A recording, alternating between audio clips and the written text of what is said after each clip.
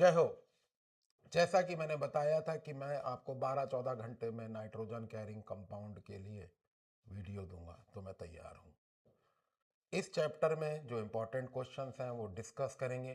Packing कई तरीके की है और during the course of lecture, क्योंकि ये मैं 10 से 15 मिनट का वीडियो है, तो जहां जहां इंपॉर्टेंट होगा वहां स्ट्रेस करेंगे। तो पहली बात देखते हैं, नाइट्रोजन कैरिंग कंपाउंड में साइनाइड और आइसोसाइनाइड बनते हैं। उसमें एक इनऑर्गेनिक टर्म आता है एम्बिडेंटेशन। अगर मीडियम आयोनिक हो तो इलेक्ट्रॉन डेंसिटी कार्बन पे ज्यादा होगी और कोवेलेंट हो तो इलेक्ट्रॉन डेंसिटी नाइट्रोजन की होगी। खास बात यह है जो एमसीक्यू क्वेश्चन होता है, what is the state of hybridisation of both. Hybridisation एक टर्म है, intermixing of pure orbital having comparable energy forming equivalent number of same energised hybrid orbital. Ambidentation के बाद we come to how to prepare the cyanide. अब alkyl cyanide alkyl halide से बनते हैं। अब alkyl halide में जब ये रिएक्शन होगा तो RCN बन जाएगा और KX बन जाएगा। क्वेश्चन यहां पे ये है कि सर हैलाइड बनेगा कैसे? तो फ्री रेडिकल सब्स्टिट्यूशन रिएक्शन से हैलाइड भी बन जाएंगे। यही अल्काइल हैलाइड में अगर आयोनिक की जगह कोवेलेंट डाल देंगे तो इलेक्ट्रॉन डेंसिटी यहां वाली यूज हो जाएगी, तो it will and up preparing RNC plus AgX। Note करेंगे, साइनाइड बनाने के लिए ionic medium of potassium cyanide and isocyanide बनाने के लिए कोवेलेंट मीडियम है विद एल्काइल हैलाइड। नेक्स्ट देखिए, ये है एल्केन अमाइड। ये एल्केन अमाइड है, इसमें डिहाइड्रेट कर लिया। जब डिहाइड्रेट करा तो वाटर रिमूव हो जाएगा, तो it will and up making alkyl cyanide. Next देखिए, ये है एल्डोक्सिम। हाइड्रोक्सिल अमाइन में जब एल्डिहाइड डाल देते हैं, हाइड्रोक्सिल अमाइन में जब एल्डिहाइड डालते हैं तो ऑक्सिम बन जाता है। क्या बन जाता है? ऑक्साइम। ऑक्साइम को जब डिहाइड्रेट करेंगे तो H विद OH एलिमिनेट होगा और फिर से बनेगा cyanide. Next we come to, अगर प्राइमरी अमाइन में chloroform with alcoholic medium and heat कर दें तो भी ये आइसोसाइनाइड बनेगा और ये एक लैंडमार्क रिएक्शन है। बहुत इंपॉर्टेंट है ये, क्योंकि ये केमिकल टेस्ट में भी आता है। एलिफेटिक और एरोमेटिक अमाइन से अलग भी डिफरेंस भी करता है। और खास बात, ये दोनों के AgCN that is covalent molecule and carbylamine both prepare isocyanide। Next देखते हैं, जब हम फिजिकल प्रॉपर्टीज की बात करते हैं, दोनों में पोलैरिटी है, दोनों का dipole moment 4 debye and 3 debye है, तो दोनों का बॉइलिंग पॉइंट ज्यादा होता है और इन दोनों में साइनाइड का ज्यादा होता है। तो क्वेश्चन बना, boiling point of alkyl cyanide is much more than isocyanide only because the polarity is more in cyanide because they have greater magnitude of dipole moment. Next we have is boiling point of cyanide and isocyanide is comparatively more than the alkyl halide। अब ये बड़ा interesting है, आपने लिया CH3CN carbon 2 24 unit plus 3 plus nitrogen 14 और आपने लिया CH3Cl, तो दोनों का मास लगभग कंपैरेबल है, लेकिन इसका बॉइलिंग पॉइंट साइनाइड और आइसोसाइनाइड का ज्यादा है। यस और नो? उसी तरीके से साइनाइड में अगर सॉल्युबिलिटी की बात करें, सॉल्युबिलिटी ऑफ वाटर, तो lower cyanide up to 6 carbon तो पानी में डिसॉल्व हो सकते हैं, लेकिन cyanides having bulky alkyl group are insoluble. क्यों? क्योंकि bulky alkyl group are hydrophobic in nature, water repelling होते हैं, एक दूसरे के इलेक्ट्रॉन सिस्टम को रिपेल करते हैं। Next we come to is isocyanides are insoluble in water. Same reason, cyanide को चाहे एसिडिक मीडियम में डिसॉल्व कर दो चाहे एल्केलाइन में, और इस केस में ये केवल एसिडिक मीडियम में ही डिसॉल्व होता है, only because carbon has negative charge it can only attract proton but would repel hydroxyl ion. Question फिर से सुन लें, साइनाइड्स को दोनों मीडियम में आप हाइड्रोलाइज कर सकते हैं, लेकिन आइसोसाइनाइड को सिर्फ एसिडिक मीडियम में हाइड्रोलाइज कर सकते हैं, क्योंकि जो इसमें कार्बन है वो इलेक्ट्रॉन रिच है, तो वो OH को तो रिपेल करेगा लेकिन प्रोटॉन को अट्रैक्ट करेगा।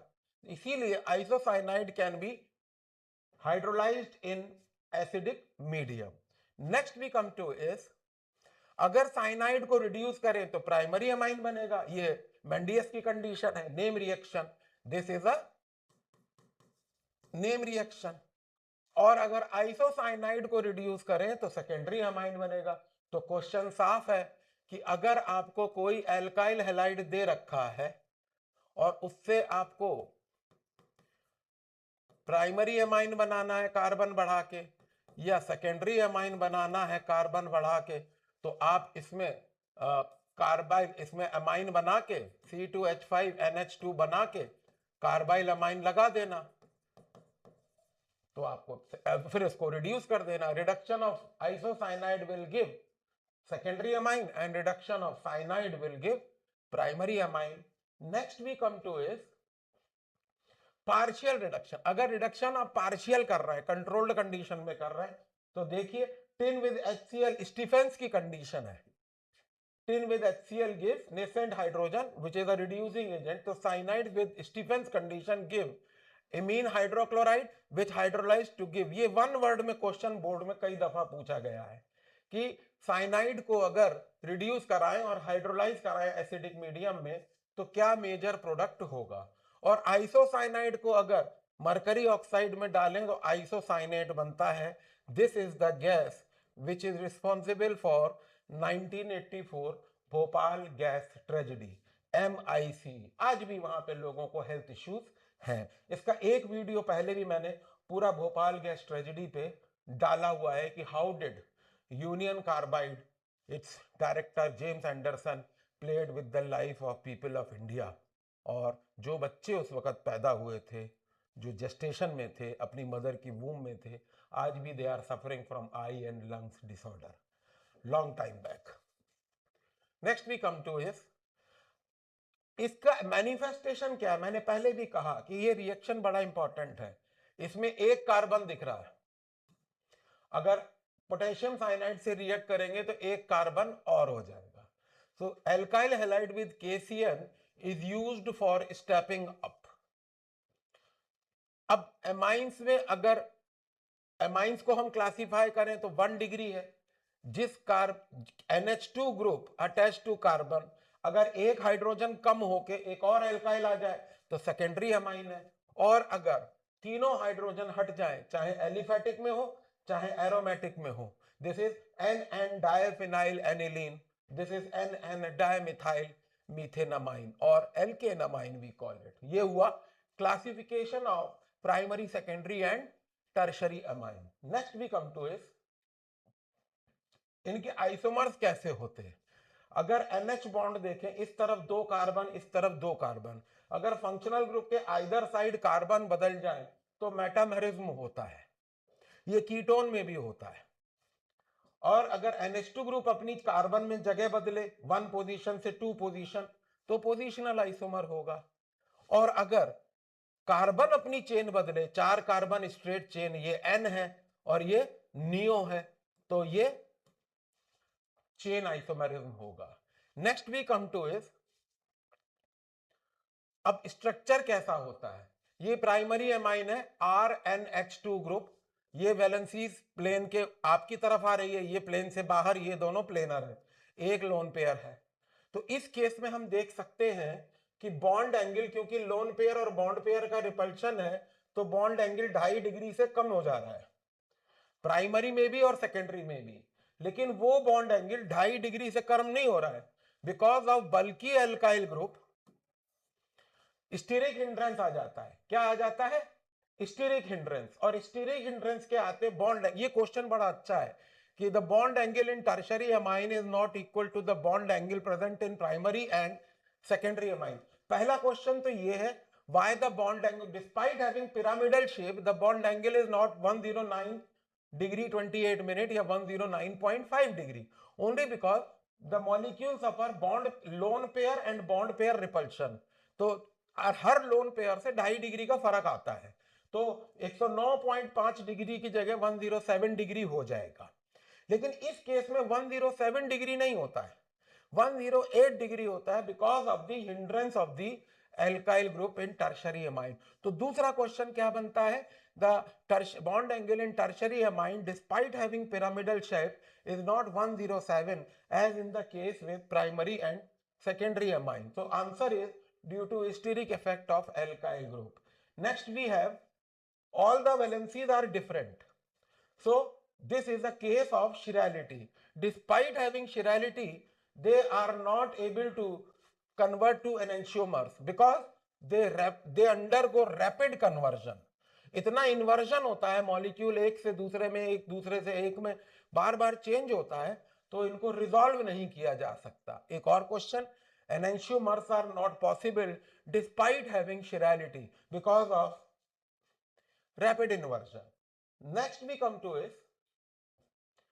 How to prepare amines. अगर आप एल्काइल हैलाइड में अमोनिया हैलाइड ज्यादा डाल दें, नोट करिए हैलाइड ज्यादा है तो क्वाटरनरी सॉल्ट बन रहा है, और अगर अमोनिया ज्यादा है तो major product will be primary amine. अगर अमोनिया ज्यादा कर दोगे और एल्काइल हैलाइड से करोगे तो major product will be primary amine. So this is a complex mixture, primary amine, secondary amine, tertiary amine, quaternary salt, तो इनको डिफरेंट सेपरेट करना मुश्किल है, तो लैब में ये मेथड। तो again alkyl halide with ammonia is not preferred for the preparation of amines in laboratory. Answer, because they form a complex mixture which are not easily separated.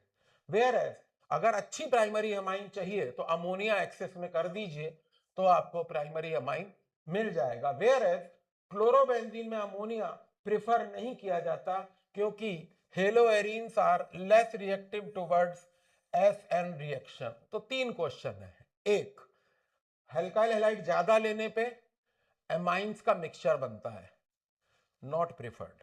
दो, ammonia excess लेने पे primary amine बन सकता है, बहुत अच्छी yield होती है और केवल प्राइमरी ही बनता है with some traces of secondary. और अगर क्लोरोबेंजीन से आपको एमाइन बनाना है तो प्रेफर नहीं कर सकते क्योंकि chlorobenzene due to certain factors of I and R effect is not reactive towards SN reaction. Next we come to is reduction of nitro compound से भी आप एमाइंस बना सकते हैं। नाइट्रोबेंजीन में स्टीफेंस कंडीशन डालें, एनिलीन बनेगा, नाइट्रोमीथेन में डालें तो मिथाइल एमाइन बनेगा।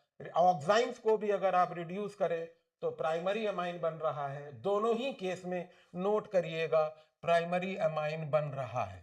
तो ऑक्साइंस के रिडक्शन से सेकेंडरी एमाइन नहीं बनता है। Next we come to is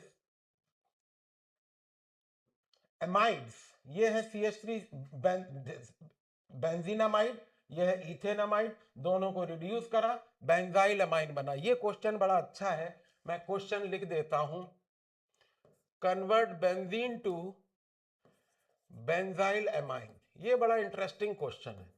अब इसमें कुछ नहीं है, आप इसमें साइनोबेंजीन बना के एमाइड बनाइए, एमाइड बना के रिड्यूस कर दीजिए, बन जाएगा। ये क्वेश्चन बहुत इंपॉर्टेंट है, क्यों? क्योंकि this is for decrease of carbon. Carbon इसमें कम हो जा रहा है। Look at this, there are 2 carbons here, now 1 remains, so this group is released as carbonate. So again amides react with bromine in KOH followed by heat. This is used for decrease in carbon. Carbon halide से cyanide में increase हो रहा था और carbon amide से primary amine में decrease हो रहा है। ये सिग्निफिकेंट इफेक्ट है। Next we come to is, अगर रिडक्टिव एमाइनेशन कराएं, अमाइन बनाएं और फिर रिड्यूस कराएं, तो एल्डिहाइड में अमाइन डाला, एल्डिमीन बना, रिड्यूस किया, प्राइमरी अमाइन। कीटोन में अमाइन डाला, कीटीमीन बना, रिड्यूस किया, प्राइमरी अमाइन। ये बहुत इंपॉर्टेंट रिएक्शन है, this is a name reaction.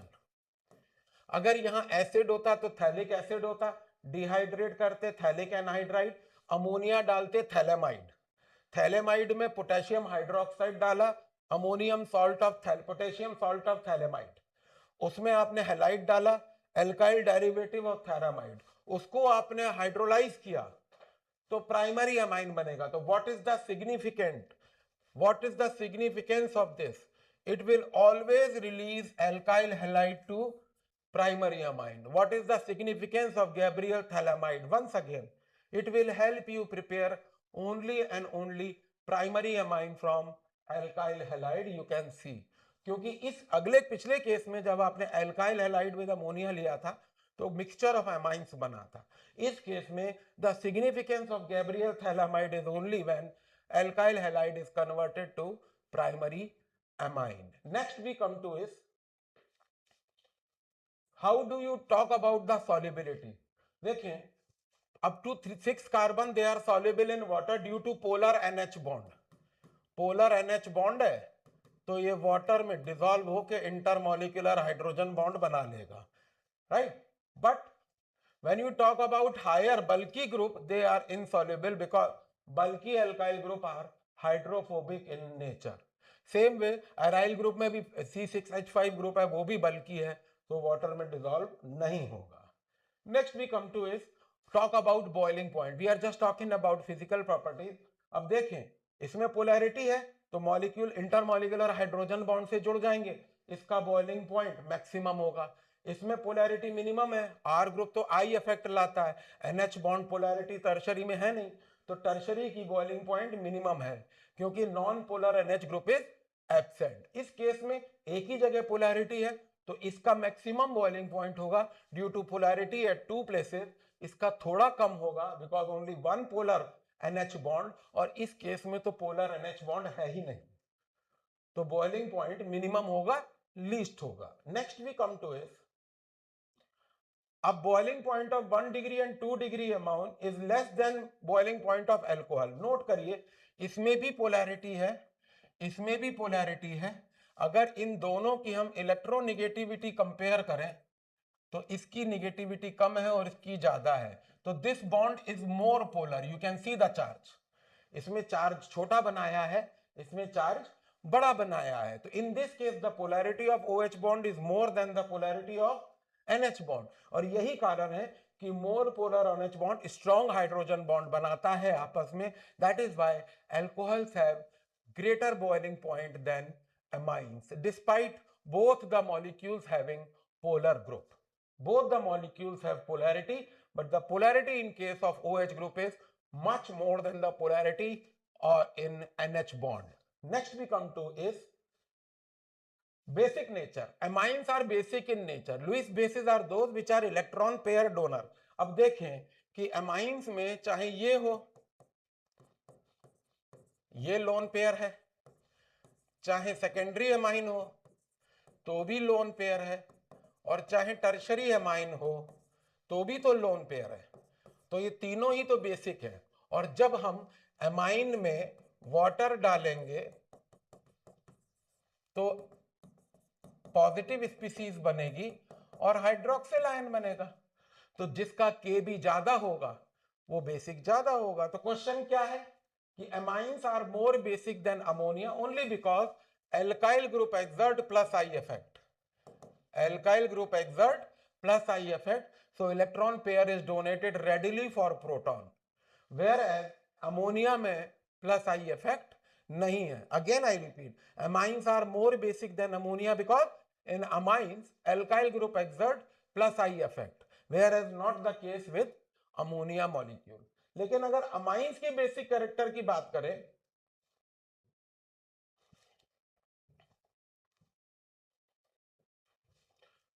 अगर अमाइंस के बेसिक कैरेक्टर की बात करें तो 3 फैक्टर है। अगर आप आई इफेक्ट को देखें तो मैक्सिमम 3 डिग्री में होता है, more basic, tertiary should be less, primary should be least. तो in terms of plus I effect 3 degree is more basic than 2 degree is more basic than 1 degree. Next, अगर आप amine से positive ion बनाया, water है ही medium में, तो ये जो कॉन्जुगेट है उसकी स्टेबिलिटी 3 डिग्री की ज्यादा है, क्योंकि 3 जगह हाइड्रोजन बॉन्ड बनेगा। अगर सेकेंडरी अमाइन होता तो 2 जगह हाइड्रोजन बॉन्ड बनता, और टर्शरी अमाइन होता तो 3 जगह, एक ही जगह हाइड्रोजन बॉन्ड बनता।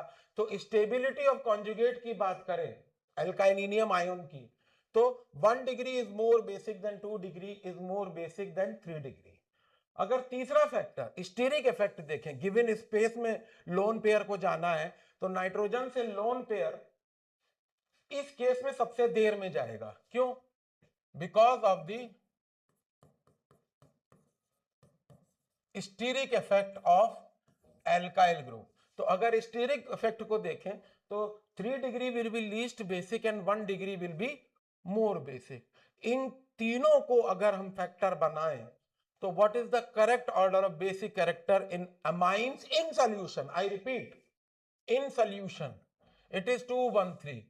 2 degree is more basic than 1 degree is more basic than 3 degree। Again I am repeating, amines in solution the basic character is due to 3 factor plus I effect। 3 degree will be more basic than 2 degree than 1 degree। conjugate की stability 1 degree will be more basic, 3 degree will be least basic, and steric effect 3 degree will be less basic and 1 degree will be more basic.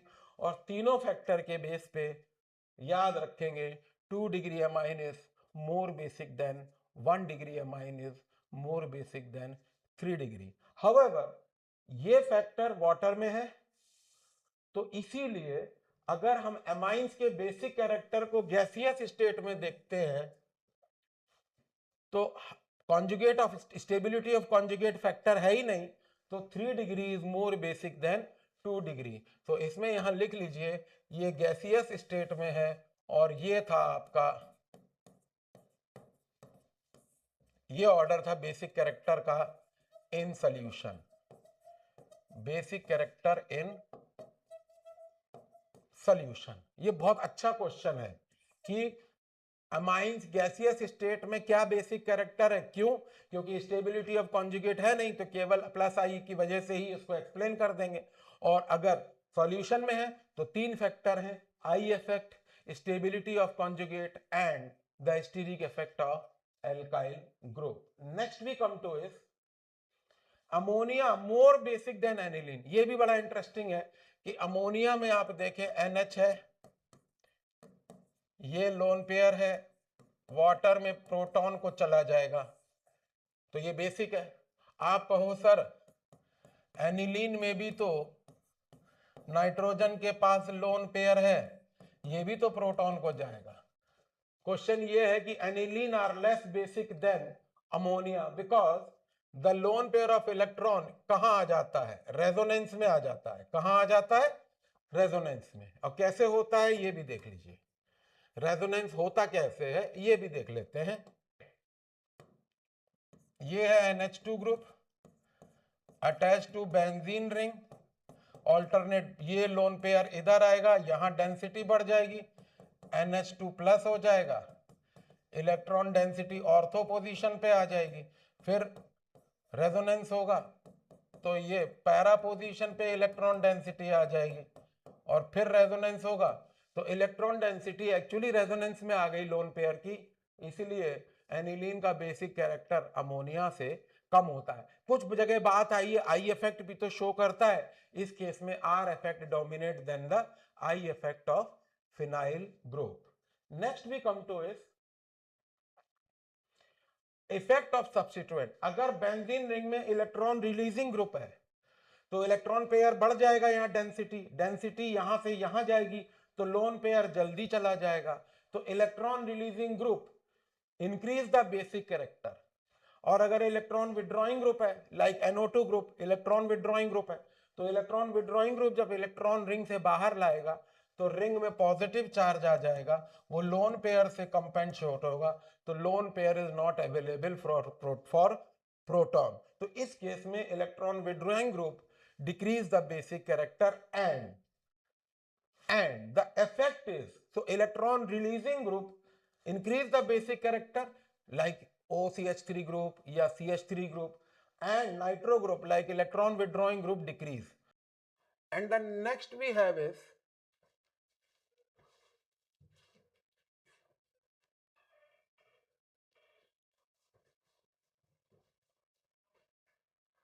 चाहे electron withdrawing group हो चाहे electron releasing group हो, ये electron releasing group है, ये electron withdrawing group हो, कोई भी ग्रुप हो चाहे विड्रॉइंग चाहे releasing, always they are less basic than aniline. Reason? Because of ortho less basic than aniline due to ortho effect. Ortho effect is combination of steric effect and electronic effect. For example, suppose we take aniline with electron releasing group, para position, which is more basic than meta position, and this will be more basic than aniline, and ortho position पे जो methyl group है, despite being electron releasing, it will always be less basic than aniline. Reason being because of ortho effect. So I again repeat, चाहे electron withdrawing group हो चाहे electron releasing group हो, दोनों में ortho effect आता है, और ऑर्थो इफेक्ट की वजह से वो एनिलीन से लेस बेसिक होते हैं. यहां फिर से एक बार देख लीजिए कि NO2 group electron withdrawing group है तो वो एनिलीन से लेस बेसिक होगा. Methyl group electron releasing group है तो वो एनिलीन से ज्यादा बेसिक होगा. रिलीजिंग ग्रुप इलेक्ट्रॉन डेंसिटी बढ़ाता है, लोन पेयर से आगे, लोन पेयर पे इलेक्ट्रॉन डेंसिटी नाइट्रोजन पे बढ़ जाएगी, लोन पेयर प्रोटॉन पे आ जाएगा. लेकिन ऑर्थो इफेक्ट की वजह से चाहे इलेक्ट्रॉन विड्रॉइंग ग्रुप हो चाहे रिलीजिंग ग्रुप हो, they will always be less basic than aniline, as is mentioned here. This is electron withdrawing group, this is electron releasing group, both are less basic than aniline. Next we come to is what is the basic character increasing order में with electron releasing group. Para position पे effect ज्यादा होता है, basic character strengthening by releasing group is more pronounced at para than at meta. और para, meta और ortho में electron releasing group के चलते बेसिक कैरेक्टर ये नहीं para, meta and ortho, no, because of ortho effect this is still less basic than aniline. और अगर electron withdrawing group है तो बेसिक कैरेक्टर कम होगा, they will always be less basic than aniline. अब इन दोनों को, ये क्वेश्चन एक एमसीक्यू में आता है, वो जंबल कर देते हैं 1 2 3 4. What is the correct order of basic character in increasing order और डिक्रीजिंग ऑर्डर. तो ये question electron releasing group more pronounced at ortho than at meta, and among ortho, meta and para, ortho, meta and para, ortho effect की वजह से they are still less basic, चाहे electron releasing group हो चाहे withdrawing group हो.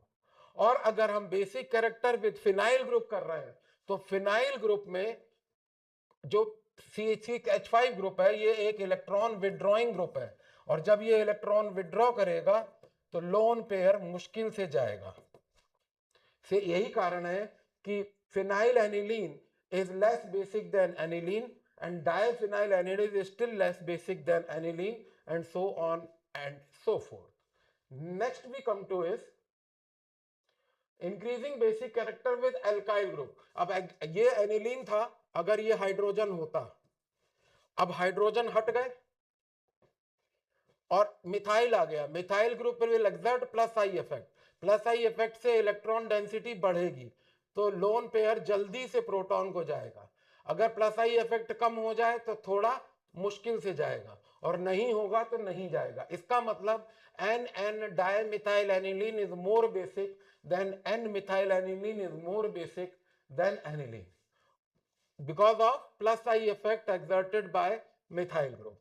और अगर benzyl amine है और एनिलीन है तो इस केस में क्या है, इलेक्ट्रॉन पेयर, इस केस में electron pair enter into resonance, तो बेसिक कैरेक्टर कम हो जाएगा। और इस केस में नाइट्रोजन का जो लोन पेयर है वो रेजोनेंस में नहीं आ रहा, because it is not directly attached to benzene ring. तो इसीलिए बेंजाइल एमाइन और benzyl aniline is more basic than aniline. Next we come to is chemical properties. Now amines react with acid to give salts. These salts चाहे aromatic हो चाहे aliphatic हो, they are ionic. Ionic है तो polarity की वजह से water में डिसॉल्व करेंगे। तो और कोई कंपाउंड के साथ अगर एमाइंस हैं तो एसिड डाल दो, फिल्टर कर लो, एसिड डाल दो, सॉल्ट बन जाएगा, पानी में डाल दो, डिसॉल्व हो जाएगा। तो बाकी कोई और ऑर्गेनिक कंपाउंड अगर होगा तो वो डिसॉल्व वाटर में नहीं करेगा। तो this technique is used to separate amines with other organic compound. अब ये देखिए, ये एक टर्शरी एमाइन है, राइट, क्वाटरनरी सॉल्ट है। क्वाटरनरी सॉल्ट में सिल्वर आयोडाइड डाला तो बेस बना, उसको आपने हीट करा, नोट करिए टर्शरी एमाइन बन रहा है। तो this is called Hofmann elimination reaction. ये वाहिद एक मेथड है जिससे हमेशा टर्शरी एमाइन बनेगा। इसमें अगर अनसिमेट्रिक क्वाटरनरी सॉल्ट ले, मॉइस्ट सिल्वर ऑक्साइड से सॉल्ट बनाए, सॉल्ट को हीट करें तो हमेशा 3 डिग्री एमाइन बनेगा। This is a good reaction for preparation of tertiary amine only. Next we come to is quaternary, जो अगर ट्राई एल्काइल सॉल्ट है, क्वाटरनरी मिथाइल सॉल्ट है, तो उसमें अल्कोहल और एमाइन बनेगा, ये एक एक्सेप्शन है। एसाइलेट अगर करते हैं तो ये इलेक्ट्रोनेगेटिव, ये इलेक्ट्रोपॉजिटिव, आपको बन जाएगा एन मिथाइल इथेनामाइड। अगर एनिलीन में करते हैं तो एसिटा एनिलिड बनता है एन मिथाइल इथेनामाइड। और अगर ऐसा एसाइलेशन एलिफेटिक ना हो के एरोमेटिक है तो आपको ये कंपाउंड बनेगा which is N phenyl benzamide. This is a name reaction called Schotten Baumann reaction. अब एसाइलेट करा क्यों जाता है, जरा इस पे चर्चा करते हैं। स्किप्स बेस से भी रिएक्शन होता है, एसाइलेशन बाद में। स्किप्स बेस में जैसे ही आप एमाइंस को डालते हैं, इमीन बनते हैं और उनको आप रिड्यूस कर लो तो हमेशा आपको सेकेंडरी एमाइन बनेगा। स्किप्स बेस में हमेशा सेकेंडरी एमाइन बनता है। Next we come to is reaction of amines with nitrous acid. तो इसमें देखिए नाइट्रोजन गैस इवॉल्व हो रही है, तो प्राइमरी एमाइन में अल्कोहल बनता है और नाइट्रोजन इवॉल्व होती है। सेकेंडरी एमाइन में एन नाइट्रोसो एमाइन बनता है। टर्शरी एमाइन में भी एन नाइट्रोसो एमाइन बन रहा है। This is yellow oily liquid. And very important test जो मैंने कल भी अपने उसमें बताया था रील में, शॉर्ट में, कि लिबरमैन नाइट्रोसो टेस्ट क्या है। लिबरमैन नाइट्रोसो टेस्ट प्राइमरी में नहीं मिलता। आपने येलो ऑयली लिक्विड लिया, उसमें फिनॉल विद सल्फ्यूरिक एसिड डाला, ग्रीन कलर आया, NaOH डाला, डीप ब्लू हुआ, डाइल्यूट किया, red solution. This is the test for secondary amine. तो Liebermann nitroso test is for secondary amine. एक इसमें क्वेश्चन बना देते हैं। मान लीजिए आपके पास CH3CH2NH2 है और CH3NH CH3 है, ये 1 डिग्री है, ये 2 डिग्री है, तो आप इसमें लिबरमैन टेस्ट लगा सकते हो। लिबरमैन टेस्ट में कुछ नहीं है, पहले नाइट्रस एसिड डालो, फिनॉल विद सल्फ्यूरिक एसिड डालो, एल्केलाइन मीडियम करो और फिर डाइल्यूट कर दो, रेड सोल्यूशन आएगा। हालांकि ये कार्बाइल अमाइन से भी हो जाता है, इसमें पंजेंट ऑफेंसिव अनप्लेजेंट गैस आएगी और इसमें नहीं आएगी। Next we come to is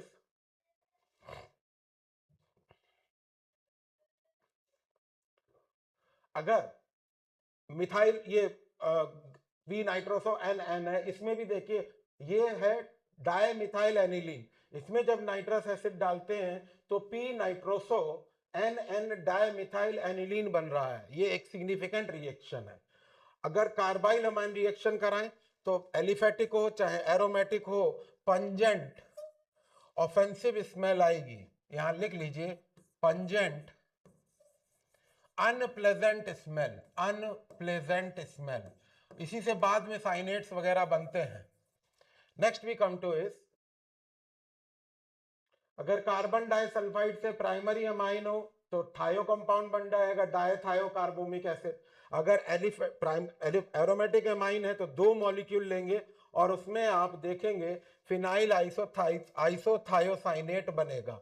कैसे ये रिएक्शन हुआ? हाइड्रोजन सल्फाइड निकल गया, कंडेंस हुआ, HCl डाला, NCS अलग हो गया और NH2HCl एनिलीन हाइड्रोक्लोराइड अलग बन गया। Next we come to is Hofmann mustard oil reaction. ये भी बड़ा कैरेक्टरिस्टिक है। खास बात क्या है, ये 1 डिग्री एमाइन है, इसमें कार्बन डाइसल्फाइड डाला फॉलोड बाय मर्करी क्लोराइड, तो पंजेंट मस्टर्ड ऑयल ओडर आएगा which serves as test for primary amine. Next we come to is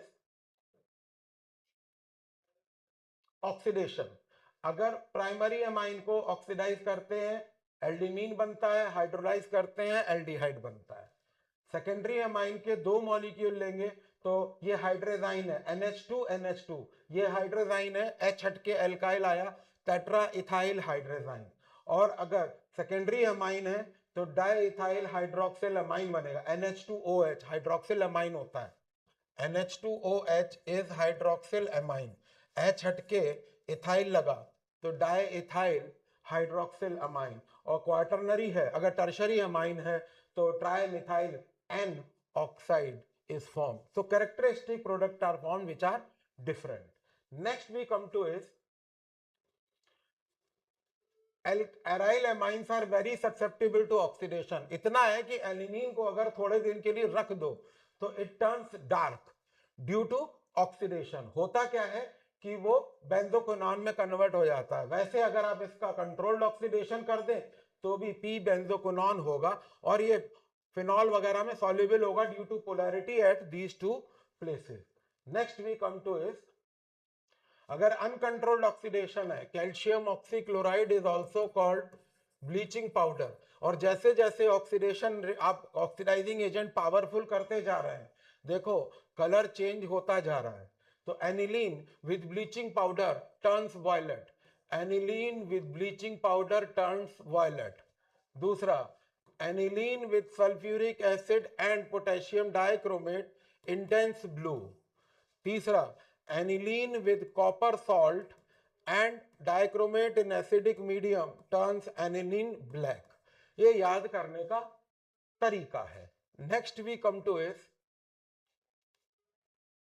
aniline में ऐसी रिएक्शन होता है, कैसे होगा? अब होता क्या है कि एनिलीन की वजह से इलेक्ट्रॉन डेंसिटी यहां यहां और यहां बढ़ जाती है, ortho para and ortho dash पे। इसीलिए जब भी कोई इनकमिंग इलेक्ट्रोफाइल आएगा तो वो ट्राई सब्स्टिट्यूटेड प्रोडक्ट देगा। अगर हमको mono substituted product, I repeat once again, aniline में नाइट्रोजन है रिंग के बाहर, नाइट्रोजन में लोन पेयर है, लोन पेयर रिंग में रेजोनेंस शो कर रहा है, electron density ortho meta ortho para और ऑर्थो डैश पे बढ़ रही है। तो जब भी एनिलीन में कोई इलेक्ट्रोफाइल आएगा वो ऑर्थो पैरा और ऑर्थो डैश पे लगेगा। अगर हमको मोनो सब्स्टिट्यूटेड प्रोडक्ट चाहिए तो हमको करना होगा प्रोटेक्शन। तो एक बड़ा अच्छा क्वेश्चन आता है कि अगर एनिलीन में मोनो सब्स्टिट्यूशन प्रोडक्ट कराना है तो क्या करा जाए? तो उसमें है प्रोटेक्शन। तो प्रोटेक्शन कैसे होता है ये देखें। प्रोटेक्शन में आप कुछ नहीं करते हैं, कॉमन आयन लाते हैं, उसमें एसिड एनहाइड्राइड डालते हैं। एसिड एनहाइड्राइड बनेगा कैसे? ये 2 मॉलिक्यूल ऑफ इथेनोइक एसिड है, इसको जब आप डिहाइड्रेट कर देंगे हीट करके तो वाटर इसमें से एलिमिनेट हो जाएगा और एनहाइड्राइड बन जाएगा। जब एनहाइड्राइड बनेगा तो ये माइनस हो जाएगा, ये प्लस, एसिटिक एसिड निकल जाएगा और एसिटिक एसिड निकलने के बाद ये बन जाएगा एसिटा एनिलिड। अब देखिए प्रोटेक्शन कैसे हो रहा है, ये सिग्मा बॉन्ड है, ये पाई बॉन्ड है, पाई बॉन्ड इधर गया, यहां डेफिशिएंसी आ गई।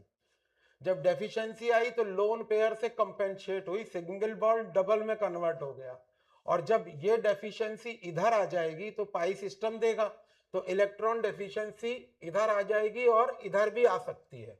तो इसीलिए जब आप एसाइलेट कर देते हैं, फिर आप नाइट्रिक एसिड सल्फ्यूरिक एसिड डालते हैं, तो ऑर्थो पोजीशन पे नाइट्रो आता है और पैरा पोजीशन पे आता है। फिर आप हाइड्रोलाइज कर दीजिए, इसमें यील्ड कम होगी और इसमें, इसका मतलब क्या हुआ, एनिलीन से पी नाइट्रो एनिलीन के लिए प्रोटेक्शन कराना पड़ेगा। तो ये बड़ा अच्छा सा क्वेश्चन है कि एनिलीन से अगर पी नाइट्रो एनिलीन बनाना है तो डायरेक्ट आप इसमें नाइट्रिक एसिड नहीं डाल सकते, ये गलत है। तो क्या करें, पहले करें प्रोटेक्शन और फिर करें नाइट्रेशन, तो हमको ऑर्थो और पैरा सब्स्टिट्यूटेड प्रोडक्ट बनाने को मिलेगा। Next we come to is sulphonation भी आप करा सकते हैं, लेकिन इसमें प्रोटेक्शन की जरूरत नहीं है। बड़ी इंटरेस्टिंग बात है, आप कहो सर एनिलीन में तो आपने प्रोटेक्शन कराया था, लेकिन जब आप नाइट्रेशन करा रहे थे, लेकिन जब एनिलीन में आप सल्फोनेशन करा रहे हैं